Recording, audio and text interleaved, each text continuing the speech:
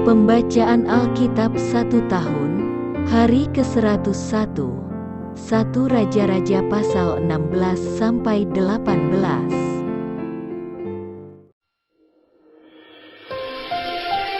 1 Raja-Raja pasal 16 ayat 1-7. Kemudian datanglah firman Tuhan kepada Yehu bin Hanani melawan Baesa, bunyinya, oleh karena engkau telah kutinggikan dari debu dan kuangkat menjadi raja atas umatku Israel, tetapi engkau telah hidup seperti Yerobeam dan telah menyuruh umatku Israel berdosa, sehingga mereka menimbulkan sakit hatiku dengan dosa mereka, maka sesungguhnya aku akan menyapu bersih Baesa dan keluarganya, kemudian aku akan membuat keluargamu seperti keluarga Yerobeam bin Nebat.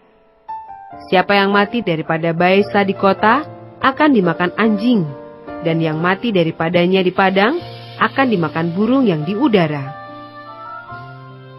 Selebihnya dari riwayat Baesa, dan apa yang dilakukannya dan kepahlawanannya, bukankah semuanya itu tertulis dalam kitab sejarah Raja-Raja Israel? Kemudian Baesa mendapat perhentian bersama-sama dengan nenek moyangnya, dan ia dikuburkan di Tirsa. Maka Ela anaknya menjadi raja menggantikan dia. Juga dengan perantaraan Nabi Yehu bin Hanani, firman Tuhan telah datang melawan Baesa dan melawan keluarganya, baik karena segala yang jahat yang telah dilakukannya di mata Tuhan, sehingga ia menimbulkan sakit hati Tuhan dengan perbuatan tangannya, dan dengan demikian menjadi sama seperti keluarga Yerobeam, maupun oleh karena ia telah membunuh Yerobeam.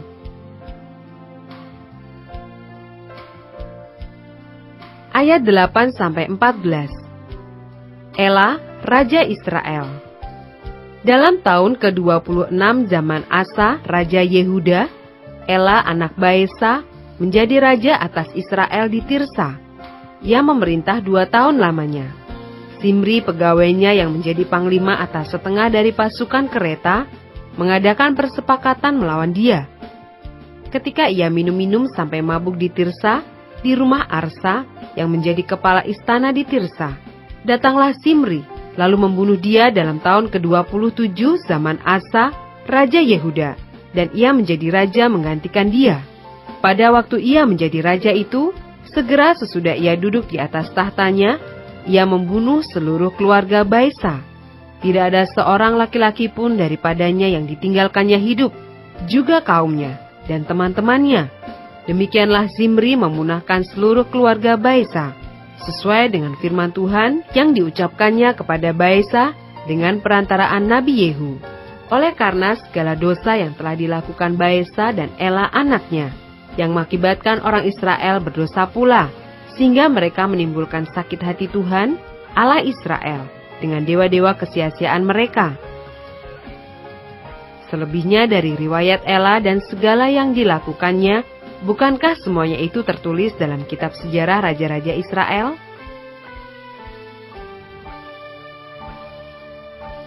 Ayat 15-20. Zimri Raja Israel. Dalam tahun ke-27 zaman Asa Raja Yehuda, Zimri menjadi raja.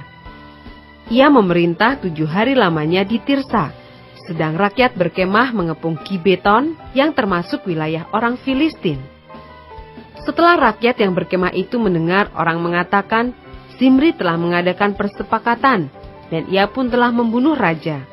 Maka pada hari itu juga, di tempat perkemahan, seluruh Israel menobatkan Omri, panglima tentara, menjadi raja atas Israel. Kemudian Omri dengan seluruh Israel maju dari Gibeton, dan mereka mengepung Tirsa. Segera sesudah Zimri melihat bahwa kota itu telah direbut, masuklah ia ke dalam puri istana raja, lalu membakar istana raja itu, sedang ia sendiri ada di dalamnya, dan ia mati, oleh karena dosa-dosa yang telah dilakukannya dengan melakukan apa yang jahat di mata Tuhan, serta hidup menurut tingkah laku Yerobeam, dan menurut dosa Yerobeam, yang mengakibatkan orang Israel berdosa pula. Selebihnya dari riwayat Zimri dan persepakatan yang diadakannya, bukankah semua itu tertulis dalam kitab sejarah Raja-Raja Israel?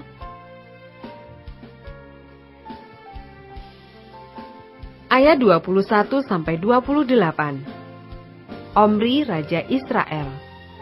Pada waktu itu, bangsa Israel terbagi dua. Sebagian dari bangsa itu mengikuti Tibni bin Ginat dan bermaksud mengangkat dia menjadi raja, dan sebagian lagi mengikuti Omri. Tetapi rakyat yang mengikuti Omri lebih kuat daripada rakyat yang mengikuti Tibni bin Ginat. Sesudah Tibni mati, maka Omri menjadi raja. Dalam tahun ke-31 zaman Asa Raja Yehuda, Omri menjadi raja atas Israel, dan ia memerintah 12 tahun lamanya. Di Tirsa, ia memerintah 6 tahun lamanya. Kemudian, ia membeli gunung Samaria daripada Semer dengan 2 talenta perak. Ia mendirikan suatu kota di gunung itu dan menamainya Samaria, menurut nama Semer, pemilik gunung itu. Omri melakukan apa yang jahat di mata Tuhan, dan ia melakukan kejahatan lebih daripada segala orang yang mendahulunya. Ia hidup menurut segala tingkah laku Yerobeam bin Nebat, dan menurut dosa Yerobeam yang mengakibatkan orang Israel berdosa pula, sehingga mereka menimbulkan sakit hati Tuhan, Allah Israel, dengan dewa-dewa kesia-siaan mereka. Selebihnya dari riwayat Omri, apa yang dilakukannya dan kepahlawanannya, bukankah semuanya itu tertulis dalam kitab sejarah raja-raja Israel? Kemudian, Omri mendapat perhentian bersama-sama dengan nenek moyangnya, dan ia dikuburkan di Samaria. Maka Ahab, anaknya, menjadi raja menggantikan dia.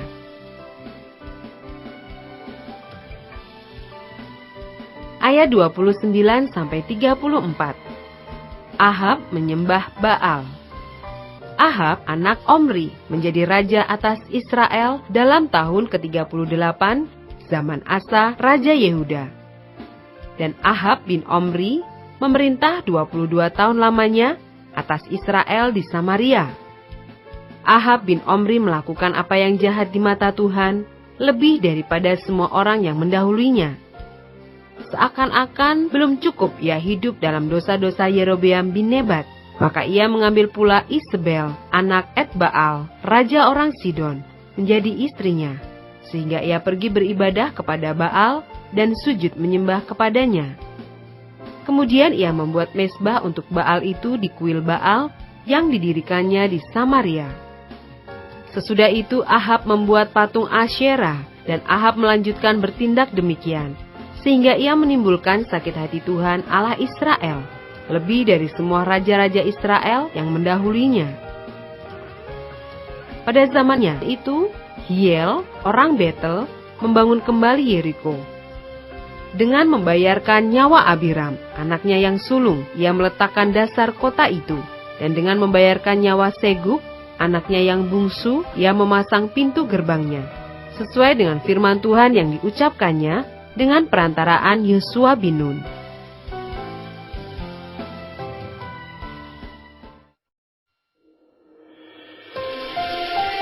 Satu Raja-Raja pasal 17 ayat 1-6. Elia di tepi sungai Kerit. Lalu berkatalah Elia, orang Tisbe, dari Tisbe Gilead kepada Ahab, "Demi Tuhan yang hidup, Allah Israel yang kulayani, sesungguhnya tidak akan ada embun atau hujan pada tahun-tahun ini, kecuali kalau kukatakan." Kemudian datanglah firman Tuhan kepadanya, "Pergilah dari sini, berjalanlah ke timur, dan bersembunyilah di tepi sungai Kerit, di sebelah timur sungai Yordan. Engkau dapat minum dari sungai itu, dan burung-burung gagak telah kuperintahkan untuk memberi makan engkau di sana." Lalu ia pergi dan ia melakukan seperti firman Tuhan. Ia pergi dan diam di tepi sungai Kerit, di sebelah timur sungai Yordan. Pada waktu pagi dan petang, burung-burung gagak membawa roti dan daging kepadanya, dan ia minum dari sungai itu. Ayat 7-24. Elia dan janda di Sarfat. Tetapi sesudah beberapa waktu, sungai itu menjadi kering, sebab hujan tiada turun di negeri itu. Maka datanglah firman Tuhan kepada Elia, "Bersiaplah, pergi ke Sarfat yang termasuk wilayah Sidon, dan diamlah di sana. Ketahuilah, aku telah memerintahkan seorang janda untuk memberi engkau makan." Sesudah itu ia bersiap, lalu pergi ke Sarfat. Setelah ia sampai ke pintu gerbang kota itu, tampaklah di sana seorang janda sedang mengumpulkan kayu api. Ia berseru kepada perempuan itu, katanya, "Cobalah ambil bagiku sedikit air dalam kendi, supaya aku minum." Ketika perempuan itu pergi mengambilnya, ia berseru lagi, "Cobalah ambil juga bagiku sepotong roti." Perempuan itu menjawab, "Demi Tuhan Allahmu yang hidup, sesungguhnya tidak ada roti padaku sedikit pun, kecuali segenggam tepung dalam tempayan dan sedikit minyak dalam buli-buli. Dan sekarang aku sedang mengumpulkan 2-3 potong kayu api, kemudian aku mau pulang dan mengolahnya bagiku dan bagi anakku, dan setelah kami memakannya, maka kami akan mati." Tetapi Elia berkata kepadanya, "Janganlah takut, pulanglah, buatlah seperti yang kau katakan. Tetapi buatlah lebih dahulu bagiku sepotong roti bundar kecil daripadanya, dan bawalah kepadaku. Kemudian barulah kau buat bagimu dan bagi anakmu. Sebab beginilah firman Tuhan Allah Israel, tepung dalam tempayan itu tidak akan habis, dan minyak dalam buli-buli itu pun tidak akan berkurang, sampai pada waktu Tuhan memberi hujan ke atas muka bumi." Lalu pergilah perempuan itu dan berbuat seperti yang dikatakan Elia. Maka perempuan itu dan dia, serta anak perempuan itu, mendapat makan beberapa waktu lamanya. Tepung dalam tempayan itu tidak habis, dan minyak dalam buli-buli itu tidak berkurang, seperti firman Tuhan yang diucapkannya dengan perantaraan Elia. Sesudah itu, anak dari perempuan pemilik rumah itu jatuh sakit, dan sakitnya itu sangat keras, sampai tidak ada nafasnya lagi. Kata perempuan itu kepada Elia, "Apakah maksudmu datang kemari, ya abdi Allah? Singgahkah engkau kepadaku untuk mengingatkan kesalahanku dan untuk menyebabkan anakku mati?" Kata Elia kepadanya, "Berikanlah anakmu itu kepadaku." Elia mengambilnya dari pangkuan perempuan itu dan membawanya naik ke kamarnya di atas dan membaringkan anak itu di tempat tidurnya. Sesudah itu ia berseru kepada Tuhan, katanya, "Ya Tuhan Allahku, apakah engkau menimpakan kemalangan ini atas janda ini juga, yang menerima aku sebagai penumpang dengan membunuh anaknya?" Lalu ia mengunjurkan badannya di atas anak itu 3 kali, dan berseru kepada Tuhan, katanya, "Ya Tuhan Allahku, pulangkanlah kiranya nyawa anak ini ke dalam tubuhnya." Tuhan mendengarkan permintaan Elia itu, dan nyawa anak itu pulang ke dalam tubuhnya, sehingga ia hidup kembali. Elia mengambil anak itu, ia membawanya turun dari kamar atas ke dalam rumah, dan memberikannya kepada ibunya.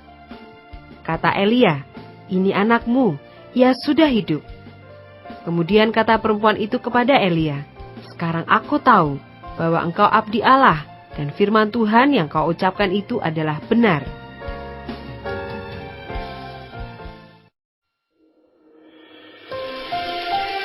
1 Raja-Raja pasal 18 ayat 1-15. Obadya, pegawai Ahab, bertemu dengan Elia. Dan sesudah beberapa lama, datanglah firman Tuhan kepada Elia dalam tahun yang ketiga. "Pergilah, perlihatkanlah dirimu kepada Ahab, sebab aku hendak memberi hujan ke atas muka bumi." Lalu pergilah Elia memperlihatkan diri kepada Ahab. Adapun kelaparan itu berat di Samaria. Sebab itu Ahab telah memanggil Obadya yang menjadi kepala istana. Obadya itu seorang yang sungguh-sungguh takut akan Tuhan.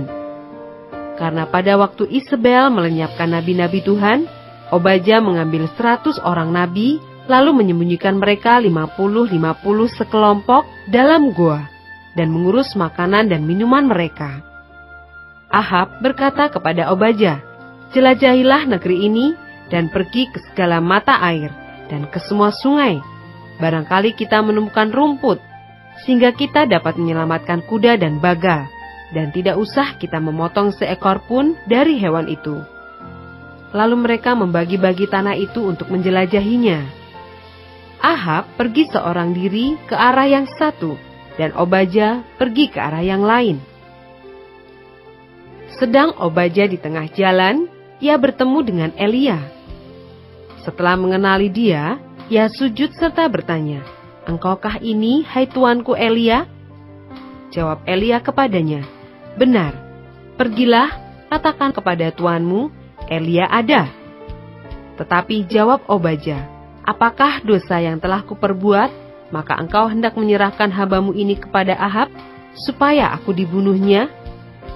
Demi Tuhan Allahmu yang hidup, sesungguhnya tidak ada bangsa atau kerajaan yang tidak didatangi suruhan tuanku Ahab untuk mencari engkau." Dan apabila orang berkata, "Ia tidak ada," maka ia menyuruh kerajaan atau bangsa itu bersumpah bahwa engkau tidak ditemukan di sana. Dan sekarang engkau berkata, "Pergilah, katakan kepada tuanmu, Elia ada." Mungkin terjadi apabila aku sudah pergi daripadamu, Roh Tuhan mengangkat engkau ke tempat yang tidak kuketahui. Kalau aku sampai kepada Ahab untuk memberitahukannya dan engkau tidak didapatinya, tentulah ia akan membunuh aku. Padahal hambamu ini dari sejak kecil takut akan Tuhan. Tidakkah diberitahukan kepada tuanku apa yang telah kulakukan pada waktu Isabel membunuh nabi-nabi Tuhan?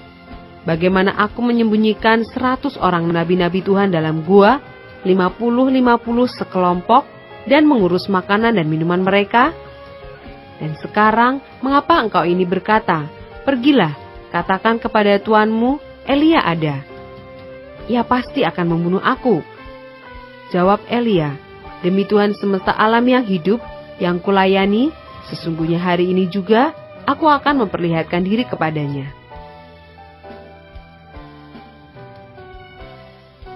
Ayat 16-19. Elia bertemu dengan Ahab. Lalu pergilah Obadya menemui Ahab dan memberitahukan hal itu kepadanya. Kemudian Ahab pergi menemui Elia. Segera sesudah Ahab melihat Elia, ia berkata kepadanya, "Engkaukah itu yang mencelakakan Israel?" Jawab Elia kepadanya, "Bukan aku yang mencelakakan Israel, melainkan engkau ini dan kaum keluargamu, sebab kamu telah meninggalkan perintah-perintah Tuhan, dan engkau ini telah mengikuti para Baal. Sebab itu suruhlah mengumpulkan seluruh Israel ke Gunung Karmel, juga nabi-nabi Baal yang 450 orang itu, dan nabi-nabi Asyera yang 400 itu, yang mendapat makan dari meja istana Isabel."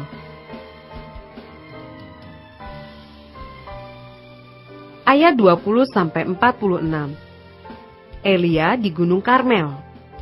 Ahab mengirim orang ke seluruh Israel dan mengumpulkan nabi-nabi itu ke Gunung Karmel.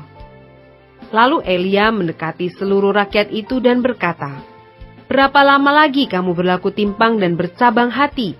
Kalau Tuhan itu Allah, ikutilah dia, dan kalau Baal, ikutilah dia."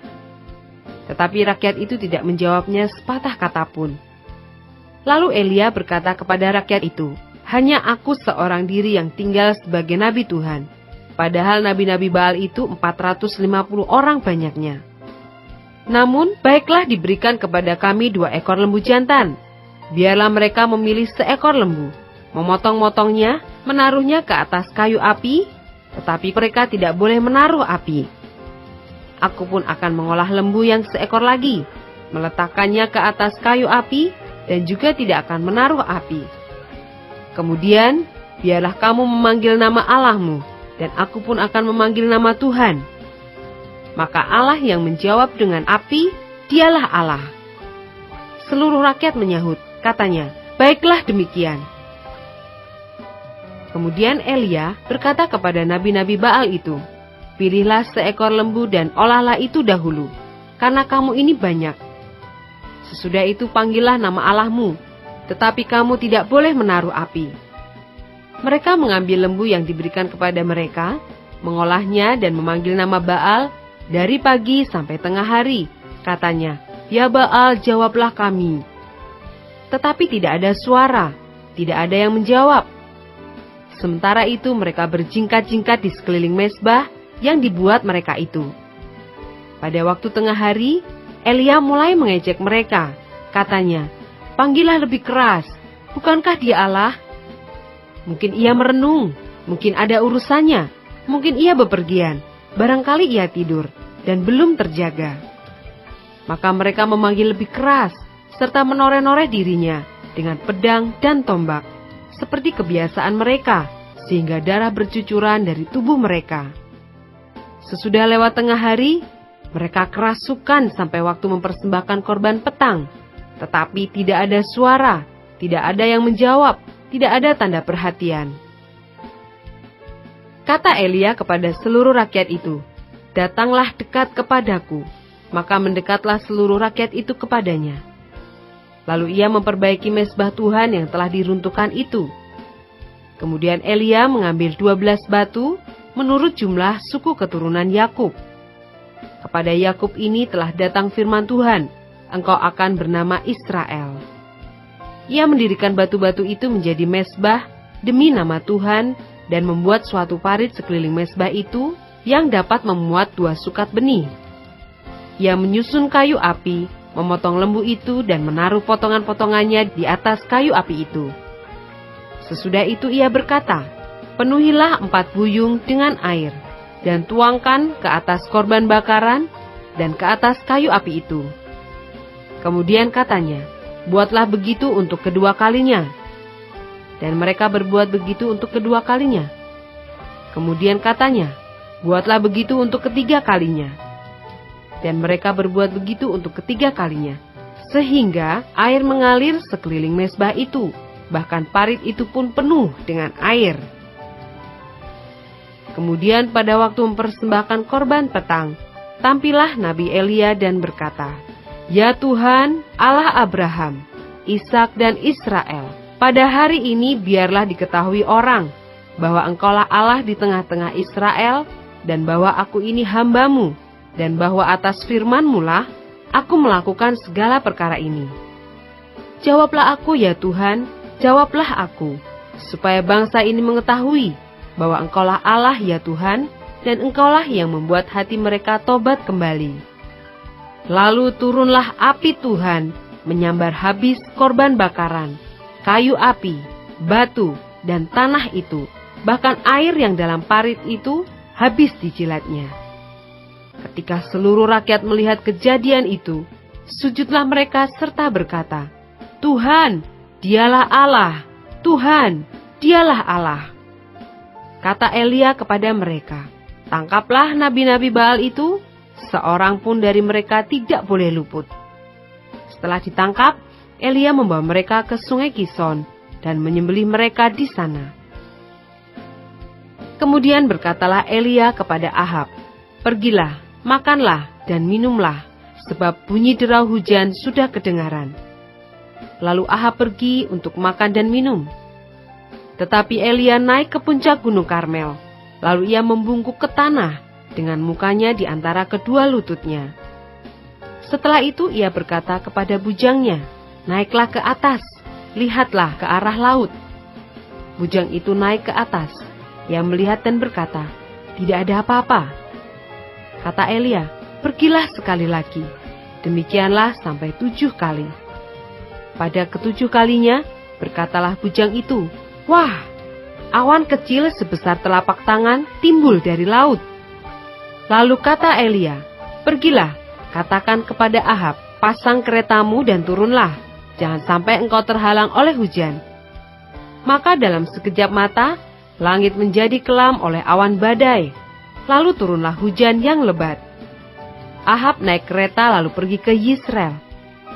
Tetapi kuasa Tuhan berlaku atas Elia. Ia mengikat pinggangnya dan berlari mendahului Ahab sampai ke jalan yang menuju Yisrael.